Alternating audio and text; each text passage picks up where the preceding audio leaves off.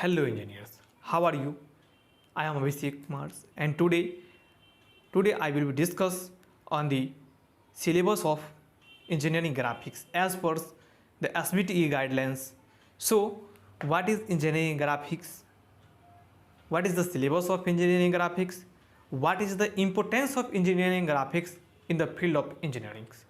चलिए हम लोग बात कर लेते हैं कि जो हमारा इंजीनियरिंग ग्राफिक्स का सिलेबस क्या है as per SBTE guidelines. New syllabus जो अपडेट हुआ है कुछ दिन पहले से तो चल ही रहा था, कुछ पिछले ईयर से हमारा सिलेबस जो है कुछ अपडेट हुए और उस पर अभी हम लोग बात करते हैं क्या क्या है। तो चलिए आते हैं हम लोग अपने सिलेबस पे। इससे पहले एक छोटी सी इंट्रोडक्शन ले लेते हैं कि ये इंजीनियरिंग ग्राफिक्स क्या होता है, आखिर ये इंजीनियरिंग ग्राफिक्स कहते किसको है, इसको इंजीनियरिंग लाइफ में क्यों लाया जाता है। तो एक engineering graphics is a language of engineers. Generally अगर बात करें कि इंजीनियरिंग ग्राफिक्स क्या है, तो ये एक इंजीनियरिंग फील्ड में एक अलग ही लैंग्वेज है, इंजीनियर्स का लैंग्वेज है। तो engineering graphics is the language of engineers to determines the thought ideas on the papers and drawing sheets.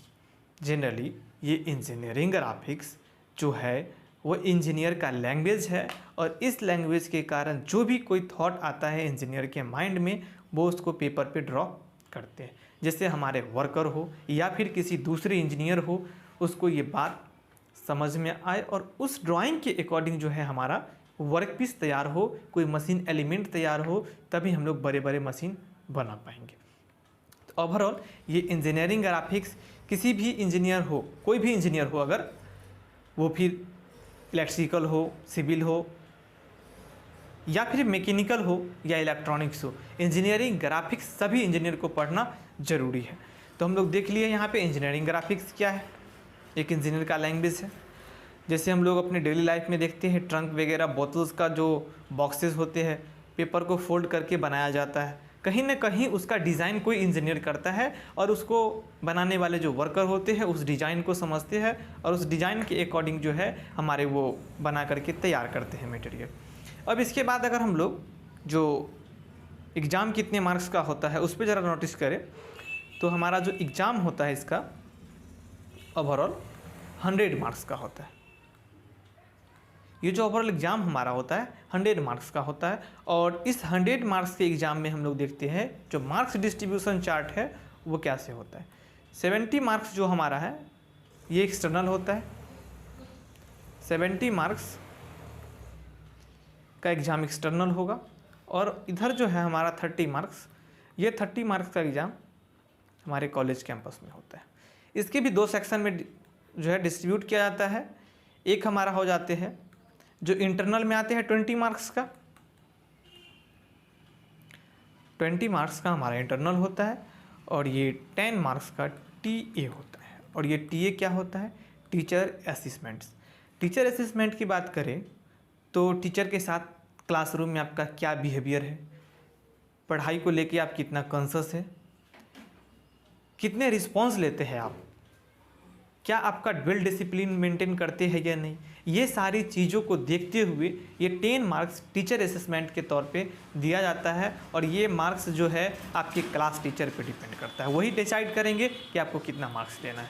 तो इसलिए कॉलेज में थोड़ा एक जो सिस्टमेटिक वे है, वो डिसिप्लिन है, उस रिस्पॉन्सिबिलिटी को मेंटेन करना भी कहीं ना कहीं ज़रूरी है और एक इंजीनियर को एक प्रोफेशन में रहना बहुत ही ज़्यादा ज़रूरी है। अब ये 50 और इधर 70 मार्क्स का है, इसमें भी दो तरह से डिस्ट्रीब्यूशन किया जाता है। इसमें 50 मार्क्स का जो है हमारा ड्राइंग का एग्ज़ाम होगा, मिनरली ये हमारा बनाना होगा, ठीक है, ये ड्रॉ करना होगा। और इधर जो 20 मार्क्स बच गए ये हमारे ऑब्जेक्टिव होंगे, ये हमारे 20 मार्क्स का ऑब्जेक्टिव होंगे। तो ओवरऑल हम लोग अगर बात करें तो कहीं ना कहीं आप लोग ये बात समझ गए होंगे कि जो मार्क्स का डिस्ट्रीब्यूशन है इंजीनियरिंग ग्राफिक्स सब्जेक्ट में वो कैसे होता है। 100 मार्क्स में 70 मार्क्स एक्सटर्नल, 30 मार्क्स इंटरनल। इसमें भी 20 मार्क्स एग्जाम होगा कॉलेज कैंपस के अंदर, 10 मार्क्स आपके टीचर के ऊपर है और इधर जो 70 मार्क्स है 20 मार्क्स का ऑब्जेक्टिव होगा, 50 मार्क्स का हमारा ड्राइंग बनाना होगा। अब आते हैं हमारे यूनिट पे और देखते हैं यहाँ कौन कौन से जो है हमारे सिलेबस में चैप्टर दिए गए हैं, वो सारे चैप्टर पे बात करते हैं एक एक करके। चलिए यहाँ से यूनिट 1 में देखते हैं हमारा basic fundamental of engineering graphics.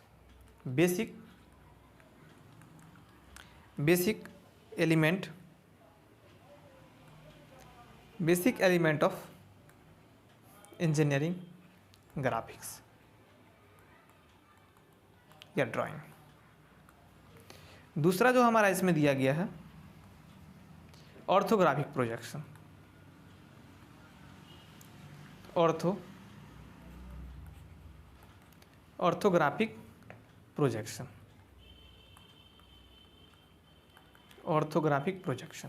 Third जो इसमें दिया गया है आइसोमेट्रिक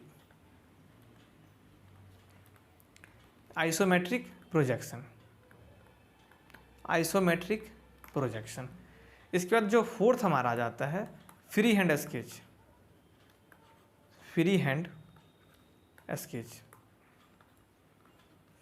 इसके बाद जो 5 है computer aided drafting interface. Computer aided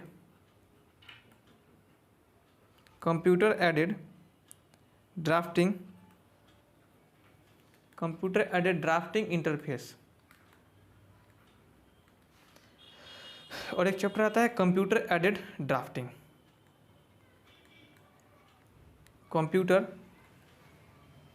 drafting, जिसको शॉर्ट में हम लोग CAD के नाम से जानते हैं। ठीक है, CAD के नाम से जानते हैं। और एक कैम होता है कंप्यूटर एडेड मैन्युफैक्चरिंग, जो हम लोगों को भी यहाँ पर पढ़ना नहीं है। अब 1 बाय 1